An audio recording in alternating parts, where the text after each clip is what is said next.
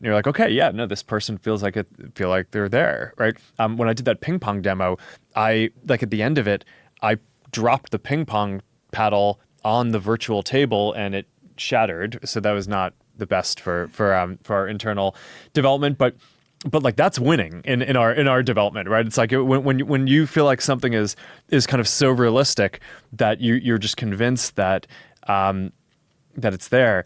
Now, and there are a lot of things that can break that, right? So I think a field of view that's too low, right? So something feels real, but then you turn your head and it's not there. Latency, right? Physics that don't behave like realistic physics. It also is interesting in some ways what people can accept as physically real, even though it's not, right? So like we've done a ton of work on avatars. We have this whole work stream on codec avatars to do these photorealistic avatars. And I think it's going to be incredibly compelling and people are going to love it.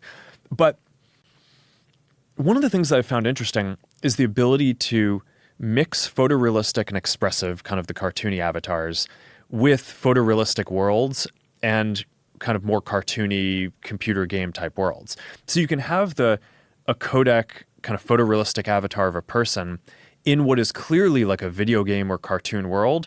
And people are generally pretty fine with that. It's like, okay, that feels pretty good.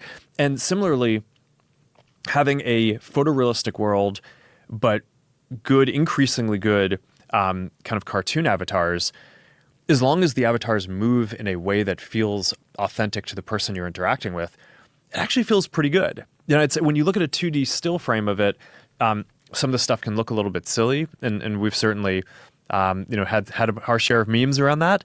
But when you're in there, you know, and you've played around with a lot of this stuff, it feels realistic because it's basically mimicking the kind of authentic mannerisms of a person that you're interacting with. Yeah. And even if it's not a codec photorealistic avatar, if it's kind of a more cartoony, expressive one. So I think it's very interesting to see kind of which pieces you need to unlock and where you just need to be like very technically excellent and consistent. But it's this isn't a space where it's like you deliver one thing and it's good.